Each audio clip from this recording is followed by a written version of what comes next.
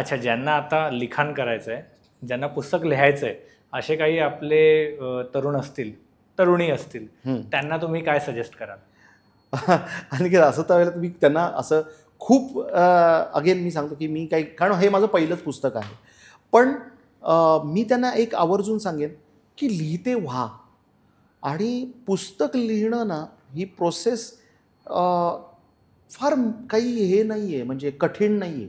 असं पाहिलं तर तुम्हाला पुस्तक लिहायचं आहे, ज्या विषयावरती लिहायचं आहे ते विषय तो नीट हे करून, अच्छा लोकांना ते कशा पद्धतीने आवडू शकतं, पण ते पहिलं तो विषय, तो जे हे आहे ते तुम्हाला आतमध्ये फील झाला पाहिजे की अरे त्याची ती एक म्हणतात ना अशी कळकळ निर्माण झाली पाहिजे, अरे आता हे पुस्तक लिहायचंच असं जेव्हा येईल ना तेव्हा पुस्तक चालू करा.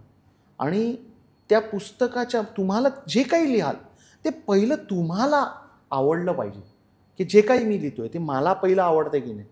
कारण जेवढ्या फिलिंग्स तुमच्या ज्या असतात ना त्याच बऱ्याच लोकांच्या त्या फिलिंग्स असतात अशा, आणि तुमची फिलिंग आहे ना मॅच होते बरं, ती वेवलेंथ आहे ना ती अशी मॅच होते आणि ती लोकांना ती कुठेतरी अपील होते, अरे हे आपलंच आहे, आपलंच हे आहे. सो मला लिहिणाऱ्यांना एवढंच हे आहे, कुठलाही विषय घ्या, कुठलंही हे करा, पण ते स्वतःला पहिलं प्लीज करा.